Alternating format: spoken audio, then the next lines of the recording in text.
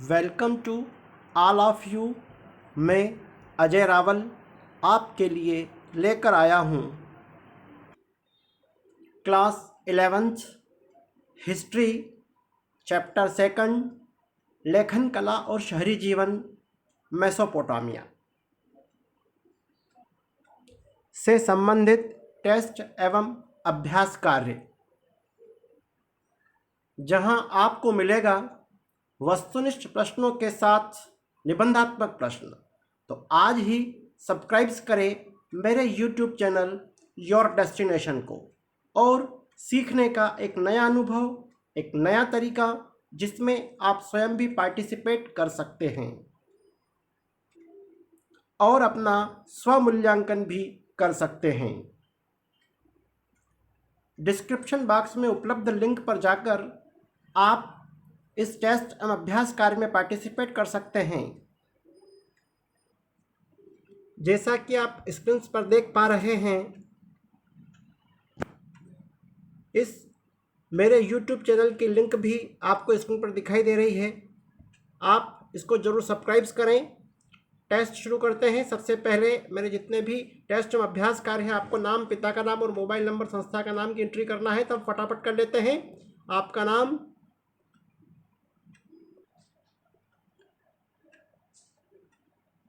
पिता का नाम, मोबाइल नंबर और संस्था का नाम। अब पहला क्वेश्चन आपको दिखाई दे रहा है, मेसोपोटामिया का अर्थ क्या होता है? ऑप्शन है आपके पास, दो नदियों के मध्य का क्षेत्र, दो पहाड़ों के मध्य का क्षेत्र, रेतीली भूमि का क्षेत्र, या इनमें से कोई नहीं। तो इसका राइट आंसर है दो नदियों के मध्य का क्षेत्र। मेसोपोटामिया नाम यूनानी भाषा के दो शब्दों मेसोस अर्थात मध्य और पोटेमोस अर्थात नदी से मिलकर बना है। इस प्रकार यूनानी भाषा में मेसोपोटामिया शब्द का अर्थ दो नदियों के मध्य का क्षेत्र होता है। यहाँ पर एक महत्वपूर्ण बात है, वो जो दो नदियाँ कौन सी थी? दजला एवं फरात। दजला एवं फरात नदियों के मध्य का जो क्षेत्र था वही मेसोपोटामिया के नाम से जाना जाता है। यहाँ पर एक महत्वपूर्ण बात है, मेसोपोटामिया को ही वर्तमान में इराक भी कहा जाता है। ओके, नेक्स्ट क्वेश्चन है आपका, वारका शीर्ष क्या है? सुंदर पुरुष की मूर्ति, सुंदर स्त्री की मूर्ति, सुंदर भगवान की मूर्ति, या सुंदर मंदिर? तो इसका राइट आंसर है सुंदर स्त्री की मूर्ति। वारकाशीर्ष एक स्त्री का सिर है जिसे 3000 ईसा पूर्व में उरुक नगर में सफ़ेद संगमरमर को तराश कर बनाया गया था।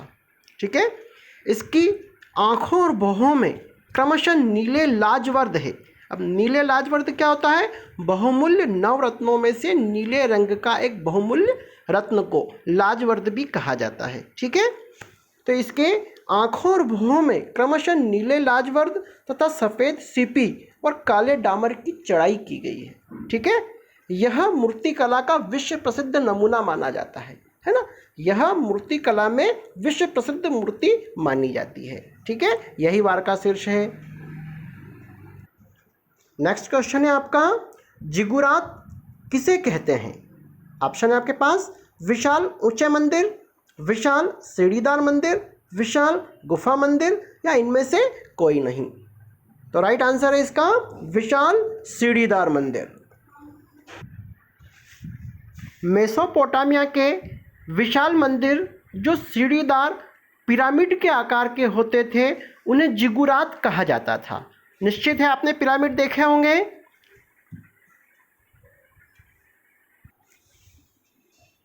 जो त्रिभुजाकार होते हैं, जो नीचे से चौड़े एवं ऊपर जाकर संकरे हो जाते हैं, है ना?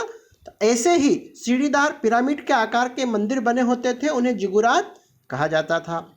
इन्हीं सीढ़ियों के द्वारा मंदिर के ऊपर तक पहुंचा जा सकता था। हम्मुराबी के शासनकाल में बेबीलोन में विशाल और ऊंचे देवालयों का निर्माण किया गया था। ऐसे कई सारे देवालय अर्थात मंदिरों का निर्माण किया गया था जो पिरामिड के आकार के होते थे।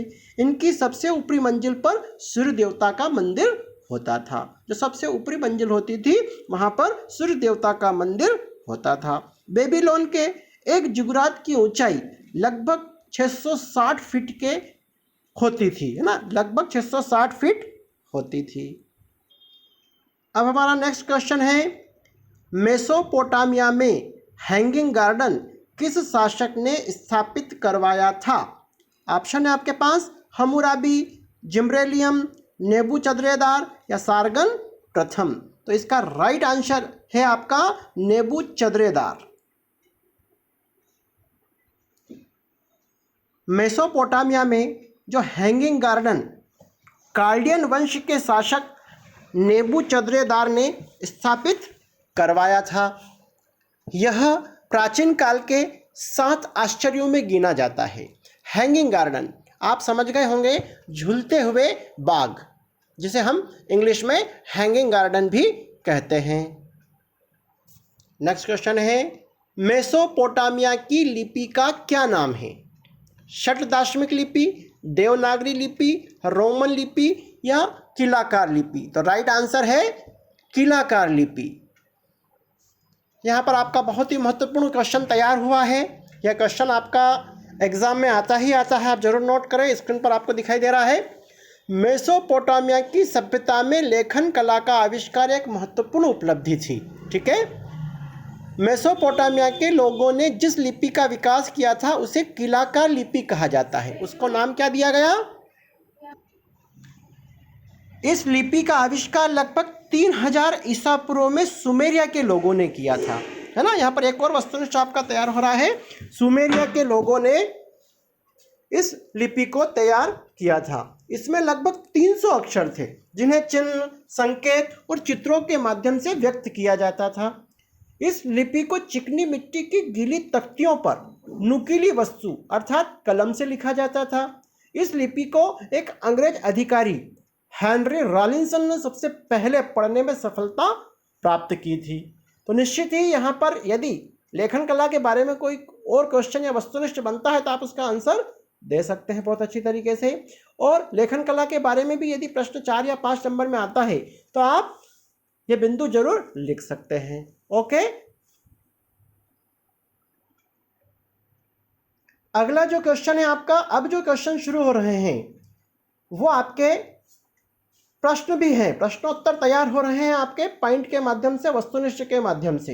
एक से अधिक या सभी विकल्प सही हो सकते हैं, है ना। निर्देश दे रखे हैं आपको, एक से अधिक या सभी विकल्प भी सही हो सकते हैं। क्वेश्चन, शहरीकरण के लिए आवश्यक कारक कौन कौन से हैं? बिल्कुल परीक्षा की दृष्टि से वेरी वेरी आईएमपी क्वेश्चन है। ऑप्शन आपको दे रखे हैं, उच्च उत्पादक खेती, बिल्कुल शहरीकरण के लिए आवश्यक कारक है यह। उद्योगों का विकास, बिल्कुल यह भी राइट है।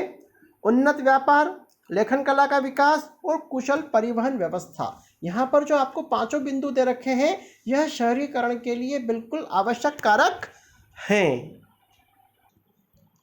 शहरीकरण के लिए उच्च उत्पादक खेती भी जरूरी है। जब ज़्यादा से ज़्यादा खेती की जाने लगी और ज़्यादा उत्पादन किया जाने लगा, मशीनों के माध्यम से खेती की जाने लगी, जिसके माध्यम से ज़्यादा से ज़्यादा फसल उगाई जाने लगी, जिससे शहरीकरण का विकास हुआ। दूसरा पॉइंट था आपका उद्योगों का विकास। जैसे जैसे विज्ञान ने उन्नति करी वैसे वैसे कई प्रकार के उद्योग भी स्थापित किए जाने लगे और उसके आसपास कई सारे लोग भी बसने लगे, जिससे शहरीकरण का विकास हुआ। उन्नत व्यापार, जब उद्योगों का विकास हुआ तो उसके साथ साथ व्यापार और वाणिज्य की भी उन्नति हुई, यह भी शहरीकरण का एक कारक बना। लेखन कला का विकास, जब मनुष्य ने पढ़ना लिखना सीख लिया, आप सब जानते हैं, अभी हमने बात करी थी मेसोपोटामिया की किलाकार लिपि के बारे में, तो इस लिपि से ही सुमेरिया सब के लोग और आसपास की जितनी भी सभ्यता के लोग थे उनको लेखन कला का बहुत अच्छी तरीके से ज्ञान हो गया और यह भी शहरीकरण का एक कारण बना। कुशल परिवहन व्यवस्था, शहरीकरण की एक मजबूत रीढ़ मानी जाती है कुशल परिवहन व्यवस्था। तो कई प्रकार की सड़कें भी बनाई जाने लगी, जिससे शहरीकरण का विकास हुआ। तो ये सभी बताए गए स्क्रीन पर सभी कारक सही हैं शहरीकरण के लिए। एक और महत्वपूर्ण क्वेश्चन आपको स्क्रीन पर दिखाई दे रहा है, क्या खानाबदोश पशुचारक निश्चित रूप से शहरी जीवन के लिए खतरा थे?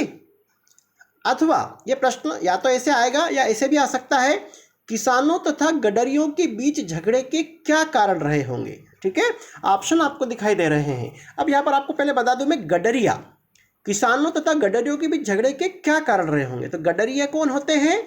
जो भेड़ पालन या पशुपालन करते हैं, है ना, जो एक स्थान से दूसरे स्थान पर अपने जानवरों को ले जाते हैं, वो सभी गडरिया कहलाते हैं। ओके, ऑप्शन है आपके पास, गडरिया बोए हुए खेतों में अपनी भेड़ बकरियां निकालते थे। तो यह विवाद का कारण था, बिल्कुल था। गडरिया बोए हुए खेतों से अपनी भेड़ बकरियां निकालते थे, इसके कारण किसानों और गडरियों में तनाव की स्थिति पैदा हो जाती थी। या हम यूं भी कह सकते हैं, गडरी की जगह पशुचारक भी हम लिख सकते हैं। ओके, अगला है आपका ऑप्शन, गडरिये कई बार किसानों पर हमला करते थे। बिल्कुल करते थे, गडरिये कई बार अपने भोजन की तलाश में जब आते थे अपने पशुओं को लेकर, तो वह हमला भी कर देते थे किसानों पर और उन्हें लूट लेते थे। अगला ऑप्शन है, किसान गडरिये अर्थात पशुचारकों का रास्ता रोक लेते थे। बिल्कुल, किसान गडरिये अर्थात पशुचारकों का रास्ता रोक लेते थे, वह उनको प्रवेश नहीं करने देते थे, जिससे झगड़े की स्थिति पैदा होती थी। गडरिये कई बार किसानों का माल लूट लेते थे। बिल्कुल, हमला तो करते ही थे, किसानों का माल भी लूट लेते थे गडरिये। और लास्ट ऑप्शन आपको दे रखा है, गडरिये कई बार शहरों की सड़कों में व्यवधान पैदा करते थे। बिल्कुल करते थे, ये जब अपने पशुधन लेकर सड़क पर निकलते थे तो उससे शहरों की जो सड़कें होती थी उस पर व्यवधान पैदा होता था, जाम जैसी स्थिति पैदा हो जाती थी। तो यहाँ पर आपको जितने भी बिंदु दे रखे हैं वो सभी बिंदु सही है और ये आपके प्रश्न का आंसर भी तैयार हो गया है। इन बिंदुओं पर आप अपने एग्जाम में लिख सकते हैं। ठीक है, अगला क्वेश्चन है, मेसोपोटामिया के ऊर नगर की कौन कौन सी विशेषताएं थी। ठीक है, टेढ़ी मेढ़ी एवं सक्रिय गलियां, दरवाजों से रोशनी, नगर नियोजन पद्धति का अभाव, घर की दहली ऊंची उठी हुई होना, जल निकासी की व्यवस्था गली में न होकर आंगन के रास्ते हौज में जाती थी। तो यहाँ पर जितने भी पॉइंट दे रखे हैं ये सभी सही है। मेसोपोटामिया के ऊर नगर की यह सभी विशेषताएं हैं। मेसोपोटामिया के ऊर नगर की जो गलियां होती थी वह टेढ़ी मेढ़ी एवं सक्रिय होती थी। जब आप बुक का अध्ययन करेंगे, बुक में देखेंगे तो आपको इसका नक्शा दिखाई देगा, जो काफ़ी टेढ़ी मेढ़ी गलियां आपको दिखाई देगी और काफ़ी सकरी गलियां होती थी। जल निकासी की व्यवस्था गली में न होकर भीतरी आंगन में होती थी। जल निकासी की जो व्यवस्था होती थी वो गली में, क्योंकि गलियां कच्ची होती थी, इस कारण उनकी जो जल निकासी की व्यवस्था की जाती थी वह भीतरी आंगन में की जाती थी और हौज बना दिए जाते थे, उन हौज में पानी छोड़ दिया जाता था। कमरों के अंदर रोशनी खिड़कियों से नहीं बल्कि उन दरवाजों से होकर आती थी जो आंगन में खुला करते थे। सबसे महत्वपूर्ण बात है यहाँ पर जो खिड़कियाँ होती थी, खिड़कियाँ नहीं होती थी, दरवाजों से ही घर में आती थी जो आंगन में खुला करते थे, क्योंकि यह धार्मिक मान्यताओं पर आधारित रहा होगा। घर की जो दहलीज होती थी वह ऊंची होती थी, इसका भी एक कारण था, क्योंकि यह एक धार्मिक मान्यता मानी जाती थी और यह समृद्धि का प्रतीक भी मानी जाती थी, इसलिए घर की दहलीज ऊंची की जाती थी। घर की दहलीज आप समझ गए होंगे, दरवाजे के यहाँ पर जो दहलीज होती थी, है ना, जिसको हम डेली कहते हैं सामान्य भाषा में, है ना, तो उसको दहलीज कहा जाता था और उसको ऊंचा बनाया जाता था या ऊंची रखी जाती थी। उसका मेन कारण यही था कि वह समृद्धि का प्रतीक मानी जाती थी। एक और महत्वपूर्ण क्वेश्चन आपका तैयार हुआ। नेक्स्ट क्वेश्चन है आपका, हम्मुराबी की विधि संहिता की क्या क्या विशेषताएं हैं। ऑप्शन है आपके पास, कानून अमीर व गरीब सभी के लिए समान था। बिल्कुल, हम्मुराबी की जो विधि संहिता है यह उसकी पहली विशेषता है, कानून अमीर व गरीब सभी के लिए समान था। कानून को कोई भी अपने हाथ में नहीं ले सकता था तथा अपराधी को सजा देने का काम सरकार का था। ये भी बिल्कुल राइट है, ये इसकी दूसरी विशेषता हुई। तीसरा है मुआवजा देने की प्रथा चालू की गई। बिल्कुल मुआवजा देने की प्रथा चालू की गई। ब्याज की दरें निर्धारित कर दी गई और रोजंदारी का कार्य करने वाले श्रमिकों की मजदूरी भी तय की गई। अब रोजंदारी पर कार्य करने वाले श्रमिक कौन हुए? जो डेली वेजेस के जो लोग होते थे, जो डेली मजदूरी करते थे और अपना पेट पालते थे, तो उनका भी एक निश्चित राशि या निश्चित उनकी मजदूरी तय कर दी गई। ठीक है, तो यहाँ पर जो ऑप्शन आपको दिखाई दे रहे हैं सभी हम्मुराबी की विधि संहिता की मुख्य विशेषताएं हैं। ये अपने आप कॉपी में आप जरूर नोट करिएगा और ये एक और क्वेश्चन आपका तैयार होगा। यहाँ पर आप महत्वपूर्ण चीज एक और नोट कर लीजिएगा। हम्मुराबी जो था ये कौन था? बेबीलोन का महान शासक था और उसके जो कानूनी संग्रह था उस कानूनी संग्रह को ही विधि संहिता नाम दिया गया है। 1902 ईस्वी में फ्रांसीसी पुरातत्वविद सूसा ईरान की खुदाई में हम्मुराबी की विधि संहिता प्राप्त हुई है। यह विधि संहिता पेरिस के लूवरे संग्रहालय में सुरक्षित रखी गई है। यह वर्तमान में कहाँ है? पेरिस के लूवरे संग्रहालय में आज भी सुरक्षित है। यह विधि संहिता एक पत्थर पर खुदाई गई है ना, एक पत्थर पर खुदवाई गई है, काले पत्थर पर यह संहिता खुदवाई गई है। इस विधि संहिता में 3600 पंक्तियां हैं, है ना। इस विधि संहिता में 3600 पंक्तियां है जिसको लिपिबद्ध किया गया है और इसमें 285 धाराएं बतलाई गई है। 285 धाराएं मतलब इसकी जो विशेषताएं हैं वो 285 या इसके जो नियम है वो 285 इसमें बतलाए गए हैं। ये जानकारी भी आप जरूर नोट करिएगा। अगला क्वेश्चन है आपका, किन कारणों से मेसोपोटामिया के पुराने मंदिर बहुत कुछ घर जैसे रहे होंगे? ऑप्शन है आपके पास, मंदिर के दोनों तरफ गलियारा होने के कारण। बिल्कुल सही है। जब आप मेसोपोटामिया के पुराने मंदिरों का अवलोकन करेंगे तो आप पाएंगे कि जो पुराने मंदिर बने थे उसके दोनों तरफ गलियारे भी होते थे, तो ये पॉइंट सही है। खुले आंगन के चारों ओर अनेक कमरे बनाए जाने के कारण, बिल्कुल खुले आंगन के चारों ओर बहुत सारे कमरे होते थे और उन कमरों के बाद मंदिर होता था।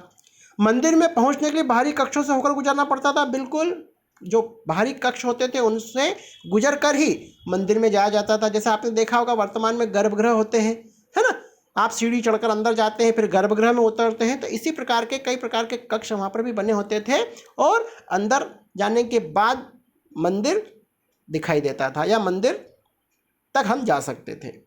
मंदिर की मूर्ति के सीधे दर्शन नहीं होते थे, बिल्कुल नहीं होते थे। आज भी आपने मंदिर देखे होंगे, सीधे आप दर्शन नहीं कर सकते हैं, है ना। गर्भगृह में मंदिर की जो भी मूर्ति होती है वह गर्भगृह में होती है, तो वैसे ही वहाँ पर भी इसी प्रकार की व्यवस्था थी। लेकिन ये जो आकृतियाँ जो थी, जैसे वर्तमान में अभी शिखर वाले मंदिर जो देख रहे हैं, ऐसे नहीं थे। वह प्राचीन काल में जो घर होते थे उन घर जैसे ही मंदिर मेसोपोटामिया में प्राप्त हुए हैं। तो एक और महत्वपूर्ण क्वेश्चन आपका तैयार हो गया है। उक्त सभी बिंदु सही है। अब अगला क्वेश्चन है आपका सही जोड़ी।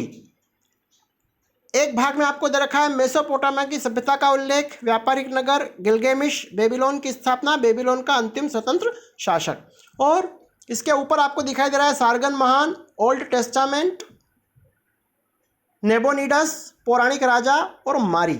ओके, तो पहला है आपका मेसोपोटामिया की सभ्यता का उल्लेख हमें कहाँ मिलता है? ओल्ड टेस्टामेंट में मिलता है। ओल्ड टेस्टामेंट यह बाइबल का एक भाग है, ठीक है। इसमें मेसोपोटामिया सभ्यता के बारे में बतलाया गया है ना। यह ईंटों वाली सभ्यता के नाम से भी जानी जाती है। ओके, व्यापारिक नगर है हमारा मारी। मारी मेसोपोटामिया के मुख्य नगरों में गिना जाता था। यह एक व्यापारिक नगर था, ठीक है। यहाँ पर एक और महत्वपूर्ण चीज़ आप दिमाग में सेव कर लीजिएगा। मारी जो है, मारी में एक राजमहल भी था जो काफ़ी प्रसिद्ध था। यह जिम्ब्रिलियम शासक ने बनवाया था। नाम थोड़ा अटपटा है, आप दिमाग में जरूर सेव कर लीजिएगा। जिम्ब्रिलियम शासक ने मारी में एक विशाल राजमहल बनवाया था। ओके, इस विशाल राजमहल में शाही परिवार के लोग रहते थे। नेक्स्ट है आपका गिलगेमिश। गिलगेमिश जो था यह एक पौराणिक राजा था, ठीक है, और गिलगेमिश एक महाकाव्य का नाम भी है।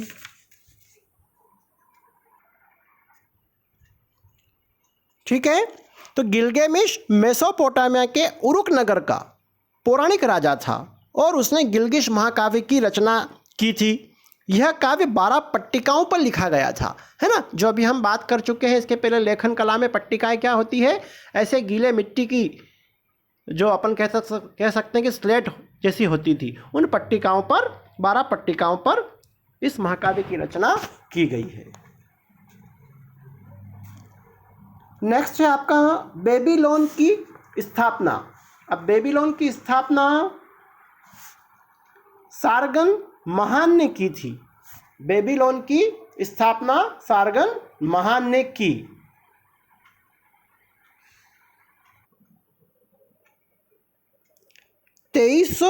ईस्वी में सारगन महान ने बेबीलोन नामक सुंदर नगर की स्थापना की थी, जो राज्य के रूप में भी जाना जाता है। यह सभी मेसोपोटामिया के अंग थे। बेबीलोन का अंतिम स्वतंत्र शासक एक ही बचा है, नेबोनिडस। तो ये इसका राइट आंसर है, नेबोनिडस। ओके, तो इस प्रकार हमारी सही जोड़ी भी कंप्लीट हुई। अब हम आ गए हैं अंतिम क्वेश्चन पर। प्राकृतिक उर्वरता तथा खाद्य उत्पादन के उच्च स्तर से ही प्रारंभ में शहरीकरण हुआ। इसका आंसर हमें यहाँ पर लिखना है।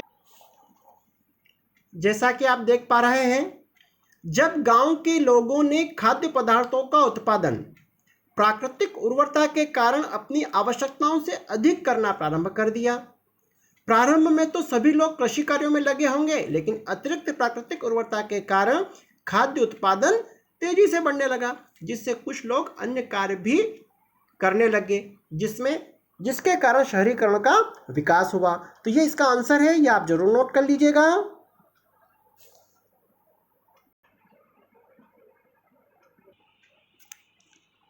तो हमारे सभी क्वेश्चन पूरे हो चुके हैं। अब हम आंसर सबमिट करते हैं। अब हम आ जाते हैं व्यू स्कोर पर। 25 आउट ऑफ 25 अंक आप प्राप्त कर चुके हैं। जो अभी हमने क्वेश्चन हल किए हैं वो सभी सही हैं। आप भी इस टेस्ट एवं अभ्यास कार्य में पार्टिसिपेट कर सकते हैं और अपना स्वमूल्यांकन कर सकते हैं। यदि आपको वीडियो पसंद आया तो मेरे चैनल योर डेस्टिनेशन को जरूर सब्सक्राइब करें एवं लाइक एवं शेयर करें। धन्यवाद। जय हिंद।